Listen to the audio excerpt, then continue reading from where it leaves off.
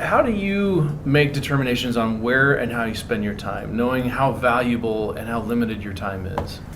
Oh, God, I'm really happy you're asking this question, because if you can internalize what I'm about to say, you will not believe what it's about to do for you. The answer is the ability not to judge myself. You know how a lot of time, there's a lot of people there's a really dirty secret in the strategy world of like Bain and McKinsey, where if you really get them drunk, they admit that the actions lead to the strategy, not the other way around. That's my answer to you. How? I make decisions. And then I try to look at my calendar the week ahead and see if any decisions I made 4 weeks earlier that made me think this was a good use of time. Am I able to move something, cut something down? I'm extremely thoughtful about cutting times of meetings. So one of the things I think that really make me successful is understanding a 7-minute meeting is real, and not just making it a 30-minute meeting. But the real reason is because I don't overthink it. I'm operating my business, I'm in it. How do I decide between going to dinner with Kevin Hart because I can and I want to build top of the funnel brand, or do I go take a mid-level client that I'm trying to build a relationship with? It's, you ask every normal person, it seems like those aren't super close, but I can touch the pulse and be like, I'm going to LA 4 more times in the next 3 months.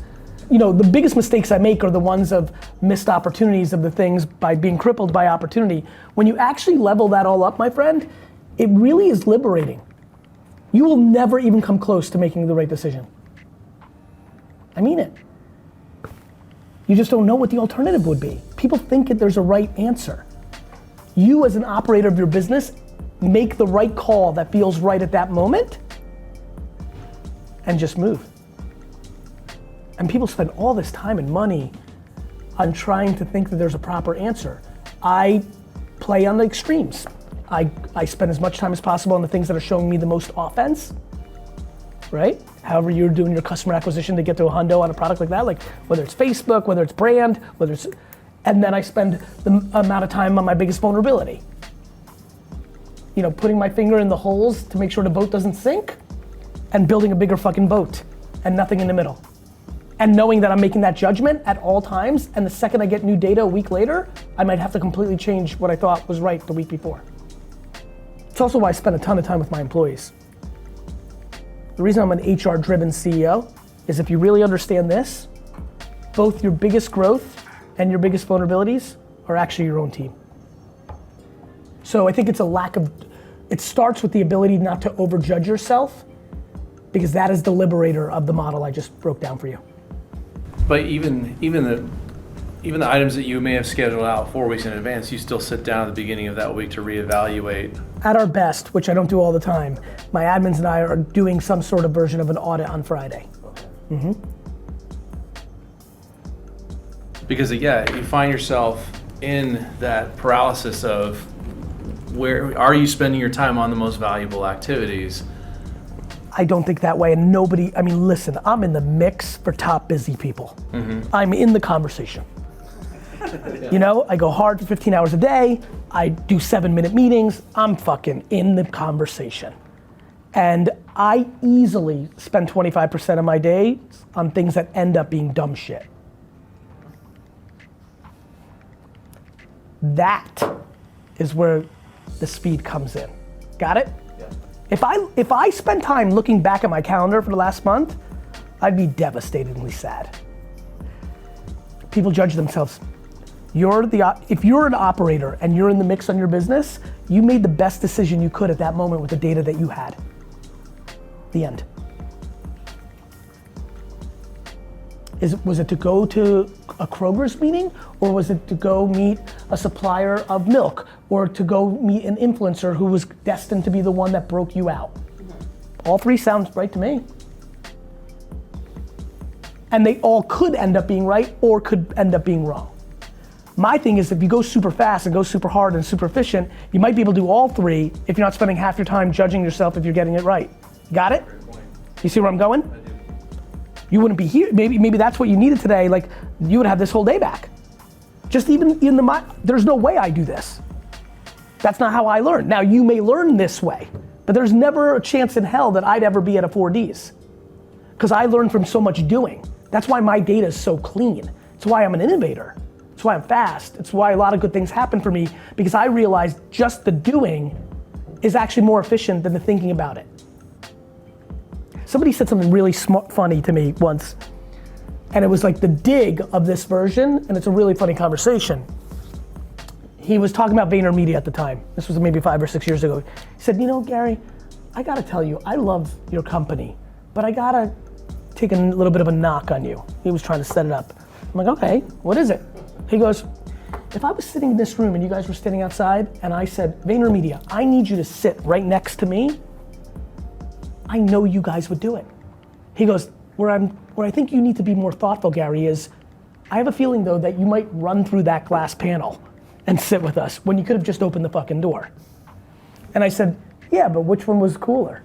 You know, and so the answer to that is like, I think what that gentleman didn't understand in his analogy as a critique was he was trying to have an intellectual conversation about something that all of our businesses will be super fun to talk about in a Harvard business study or around a campfire in 40 years with our grandkids when we can pontificate, but we're operating right now. That. Got it? It will work. You can't imagine how much mind time is actually being wasted if you're thinking about that question. It's crippling. I mean it. I have a lot of empathy for it. And I'm really like, that's why, I don't normally pause before my answer. I was super pumped you asked that because it's one of the biggest answers I've got in my repertoire. And if I can, cause I'm a good communicator, if this is the moment and you get momentum on this, you'll be back in a year and be like, it was just that. I didn't realize how much that was affecting me. And that makes you then faster. Then all of a sudden, you can see where this goes, right? Yeah. All of a sudden, because you're doing this thing that's foreign to you, fuck it, Gary said, let me try this week. All of a sudden, you're like, fuck, but I want to get this up there. And all of a sudden, that 30-minute meeting becomes 16. All of a sudden, that meeting, you just cancel and you do it the next day. You turn it into a call on the way there. I'm the manifestation at this point of being in my prime of something I've now done for 22 years. Tomorrow I turn 44, so I'm right there. 22 years of not running a business, and 22 years of now running businesses completely always, and now I'm in this state where like, I feel really, unstoppable because it's like you're just at the extreme version of, it's like working out every day for 20, you're in a different place. I'm in a real crescendo of like this model, and it really works. You don't beat yourself up over mistakes? No. Yeah. Because everyone else is doing it for me. You know what I mean? Mm-hmm. We just can't. I really do think business is much more like sport. It's really funny. I used to always think that. It always made sense that I like both. Now I hear things back to being in the prime. You hear things of like a quarterback saying, just got to go to the next play. I know I threw 2 picks in a row. And he's right. I'm like, I used to hear it as a fan, I'm like, fuck you fucking threw 2 picks, I'm pissed. Like I thought about it. Now I'm like, that's exactly right. Like I can make 7 bad decisions. As long as I don't put us out of business. No, really, it's that binary. It's a funny thing to say, but to your point and to like mine, as long as I don't put us out of business, I'm like, I hate that I made that call, Mm-hmm. I prefer not to. I wish it didn't happen, but it did. And I've learned from it. I don't need to beat myself up to learn from it. I learned from it. I understand that I over leveraged our ice cream business to too much retail and gave them too much leverage, and now when they kicked me out, I'm in trouble and I should have built my direct-to-consumer business. Right? Mm-hmm. It's not super complicated. Yeah. And speed becomes your ally when you're able to move. Bro, and you'll love this. Yeah. One thing that business and fucking sports share that nobody talks about, speed over everything. There's a reason the Chiefs are good right now. They figured it out. Draft speed. It's not teachable. To your point though, you find often you're in situations where you have to make snap decisions. I can choose to do this or I can choose to do that, and you're only basing it on the available data. Correct. I don't even need to do any homework. It's why I'm always improv. I'm fucking operating my business. I can make a decision right now. It's the lack of judgment. right? You see how that's kind of frothy, but you're like, oh right, that makes sense. Because if you choose, and then it was super obvious 6 months later that you should have went triple retail instead of doing diet milk, making up shit now. Well, okay, but like what? Like, I think people think they're gonna do some they value process. When you're dealing with the actual consumer, they're moving as fast as you are. Not with me, that's why I'm win, right? Like I feel like I'm with them. I'm day trading. My decisions are in day trade mode. And people think that they overvalue what they were taught in school. The process. You know how many more decisions you can make when you're not in the process of one? And then what ends up happening is you net win, because that mistake you made was offset by 4 other good decisions you made.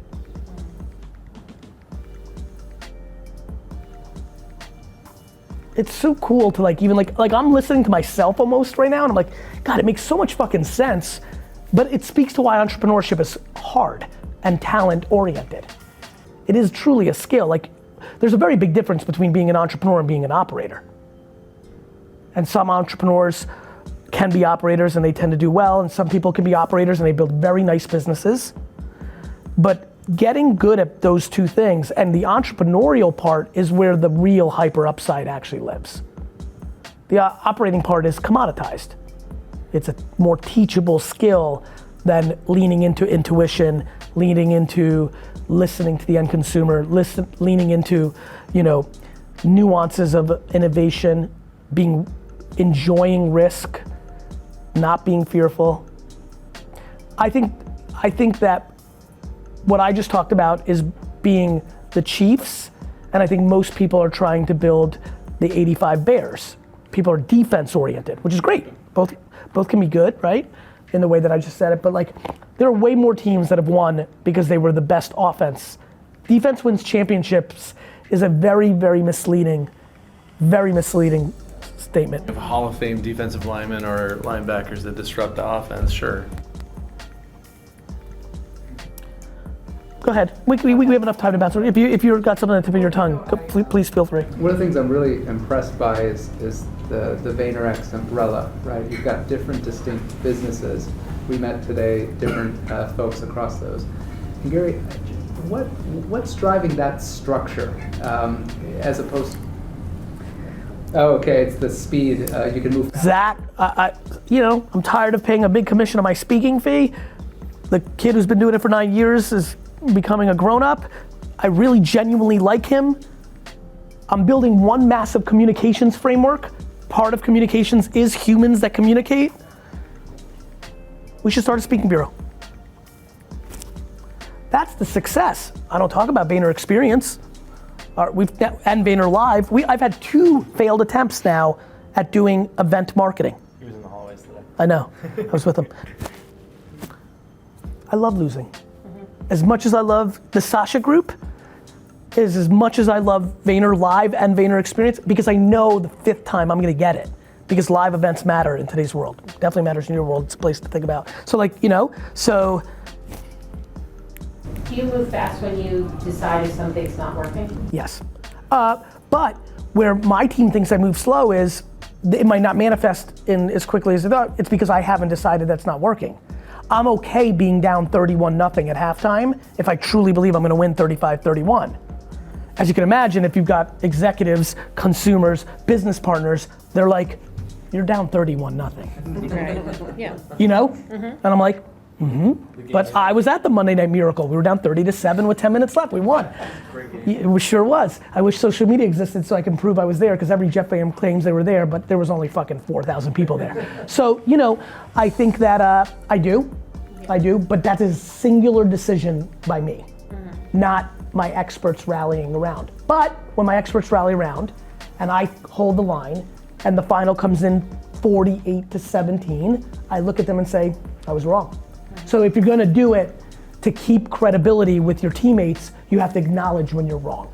So yes, I do. And sometimes that goes the other way. Sometimes, there's a story I reference a lot of hiring somebody and literally knowing within 24 hours of them being in the building that I fucked up big. That's fun. Thank you.